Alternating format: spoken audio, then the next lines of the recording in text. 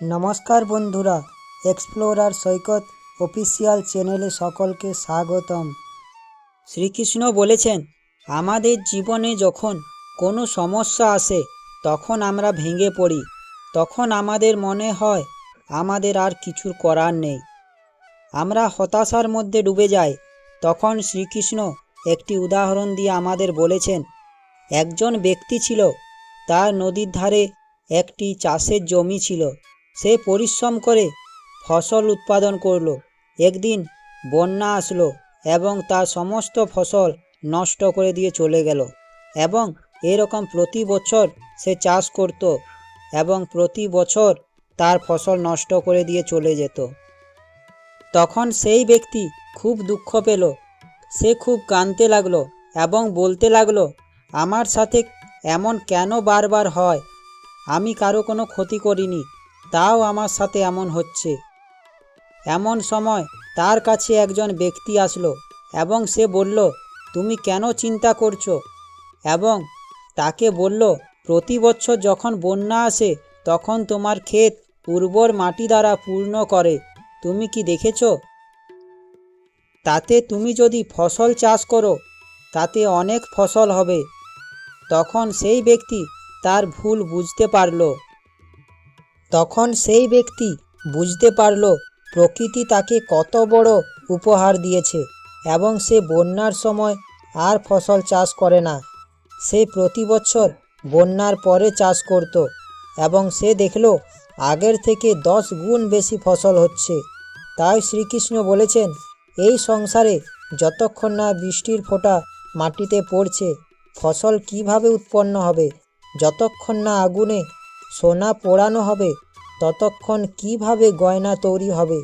সেইভাবে আপনি যতক্ষণ না সমস্যার সম্মুখীন হতে পারছেন ততক্ষণ কিভাবে আপনি জীবনে সামনে এগিয়ে যাবেন? তাই বিপদ হোক বা সমস্যা, সম্মুখীন হন মনে ইতিবাচক মনোভাব নিয়ে। দেখবেন সমস্ত সমস্যার সমাধান হয়ে যাবে। গীতায় শ্রীকৃষ্ণ বলেছেন, সাফল্যের মূল মন্ত্র হলো মনকে নিয়ন্ত্রণ করা। সকল ব্যক্তির উচিত নিজের মনকে নিয়ন্ত্রণে রাখার, কারণ মনকে নিয়ন্ত্রণে না রাখলে তা শত্রুর মতো আচরণ করে। যে ব্যক্তি নিজের মন নিয়ন্ত্রণে রাখতে পারে না সে কোনো কাজে সফলতা লাভ করতে পারে না। তাই মনকে নিয়ন্ত্রণে রাখতে শিখুন। গীতায় শ্রীকৃষ্ণ বলেছেন, প্রত্যেক মানুষের উচিত নিজের উপরে ভরসা রাখা। সমস্ত ব্যক্তিকে সব সময় আত্মবিশ্বাসী থাকা উচিত। যে নিজের উপরে ভরসা রাখতে পারে না সে জীবনের পথে অগ্রসর হতে পারে না। তাই যদি জীবনে সাফল্যের পথে এগিয়ে যেতে চান তবে নিজের উপরে ভরসা রাখুন।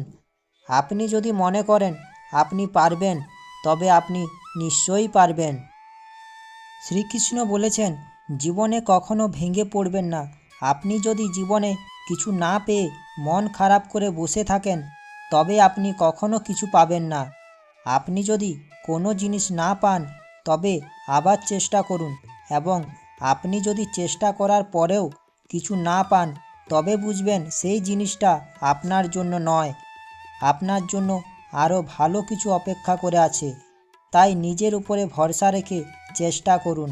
দেখবেন আপনি যে জিনিসটার পিছনে এতদিন সময় নষ্ট করেছেন তার থেকে আপনি ভালো জিনিস পেয়ে গেছেন। গীতায় শ্রীকৃষ্ণ বলেছেন, একজন মানুষের বর্তমানকে দেখে ভবিষ্যৎ নিয়ে ঠাট্টা করা উচিত নয়, কারণ সময় এত শক্তিশালী যে তা ধীরে ধীরে কয়লাকে হিরেতে পরিণত করতে পারে। শ্রীকৃষ্ণ বলেছেন, নিজের দুর্বলতা ও সক্ষমতা সম্পর্কে জানা উচিত। নিজের ব্যাপারে সম্যক জ্ঞান থাকলে বাইরের লোকের কথায় প্রভাবিত হবেন না। আত্মজ্ঞানের তরবারি দিয়ে অন্তর থেকে অজ্ঞানতার সংশয় মুছে ফেলুন। শৃঙ্খলাবদ্ধ হন। গীতায় শ্রীকৃষ্ণ বলেছেন, একজন মানুষ তার নিজের বিশ্বাসে তৈরি হয়। সে যেমন বিশ্বাস করে তেমনটাই হয়। তাই কোনো লক্ষ্য অর্জন করতে গেলে আগে নিজেকে তৈরি করতে হবে। যে ব্যক্তি নিজেকে বিশ্বাস করে না তিনি কোনো কিছু বিশ্বাস করতে পারে না। সে ভগবানকেও বিশ্বাস করে না। সে যদি নিজের উপরে বিশ্বাস করে লক্ষ্য স্থির করে তবে সে লক্ষ্যে পৌঁছে যায়। সেই জন্য নিজের উপরে বিশ্বাস রাখতে শিখুন। শ্রীকৃষ্ণ বলেছেন, আমাদের করা প্রতিটি কর্মের ফল থাকে। যেমন কর্ম করে সে তেমন ফল লাভ করে। এই জীবনে কর্মের ফল এই জীবনেই পাবেন। তাই সব সময় সঠিক কর্ম করতে থাকুন। এই জীবনে কিছুই হারায় না ও নষ্ট হয় না। তাই জীবনে সমস্ত কাজের ফল পেতে তৈরি থাকুন, তা ভালো হোক বা খারাপ। আপনি যদি ভালো কর্ম সব সময় করেন তবে ভালো ফল অবশ্যই পাবেন, তা ধীরে ধীরে। গীতায় শ্রীকৃষ্ণ বলেছেন, আমাদের মন অস্থির এবং তাকে নিয়ন্ত্রণ করাও কঠিন, তবে তা অনুশীলনের মাধ্যমে তা নিয়ন্ত্রণ করা অবশ্যই যায়। মনকে নিয়ন্ত্রণ করার চেষ্টা করুন। শ্রীকৃষ্ণ বলেছেন, কখনো ফলের প্রত্যাশা করে কর্ম করবেন না। ফলের প্রত্যাশাই হলো সবচেয়ে বড় সমস্যা। কারণ মনের মতো ফল না পেলে ব্যক্তি ভেঙে পড়ে, এবং যদি প্রত্যাশিত ফল আসে তবে বেশি আনন্দ করা প্রয়োজন নেই। ফল যেমনই হোক না কেন সব সময় স্বাভাবিক থাকার চেষ্টা করুন। গীতায় শ্রীকৃষ্ণকে অর্জুন প্রশ্ন করেছিলেন, মানুষকে দিয়ে পাপ কাজ কে করায়? সেই ব্যক্তি পাপ করতে না চাইলেও যেন সে পাপ কাজ করতে বাধ্য হয়। এর উত্তরে শ্রীকৃষ্ণ বলেছেন, মানুষের লোভ ও কায়েমি স্বার্থ তাকে দিয়ে পাপ কাজ করিয়ে নেয়। গীতার বাণী অনুসারে অনেক সময় মানুষ হয়তো প্রথমে পাপ কাজে যুক্ত হতে চায় না, তার বিবেক তাকে বাধা দেয়। কিন্তু মানুষের মনের লোভ যখন ডালপালা মেলে তখন বিবেক বোধ হারিয়ে যায়। নিজের লোভ ও লালসাকে চরিতার্থ করতে মানুষ পাপ কাজে হাত বাড়ায়। মনের লোভ ও কায়েমি স্বার্থকে জয় করা সাধারণ মানুষের পক্ষে খুবই কঠিন।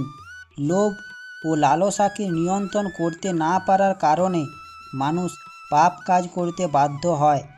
আর একবার এই পাপ কাজে যুক্ত হয়ে গেলে বারবার সে পাপ কাজে রত হয়ে যায় এবং ধীরে ধীরে সে পাপের অতল সাগরে তলিয়ে যায়।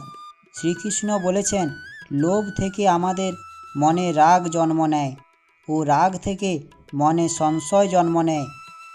মনে সংশয় জন্ম নিলে মানুষের মনের বুদ্ধিবৃত্তি হারিয়ে যায়।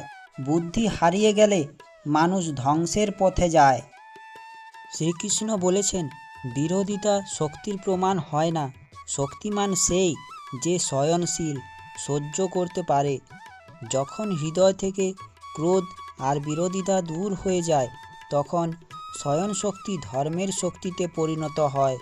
ক্রোধ থেকে প্রতিশোধের জন্ম হয় আর ধর্ম থেকে ন্যায় জন্মায়।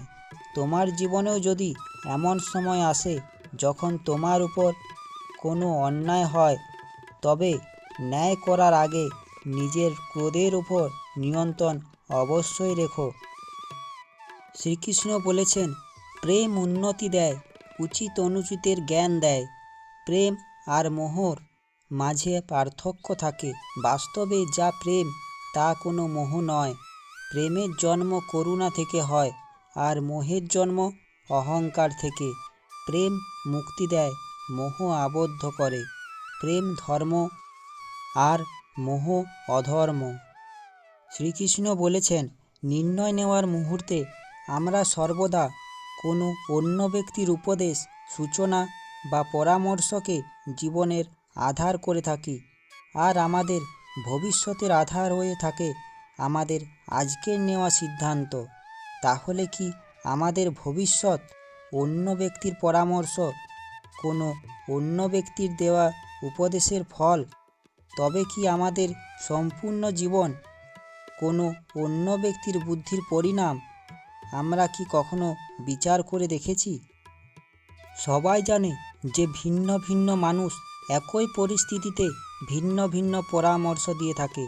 মন্দিরে দাঁড়ানো ভক্ত বলে দান করা উচিত, আর চোর বলে যদি সুযোগ পাওয়া যায় তবে ওই মূর্তির গয়না চুরি করা উচিত।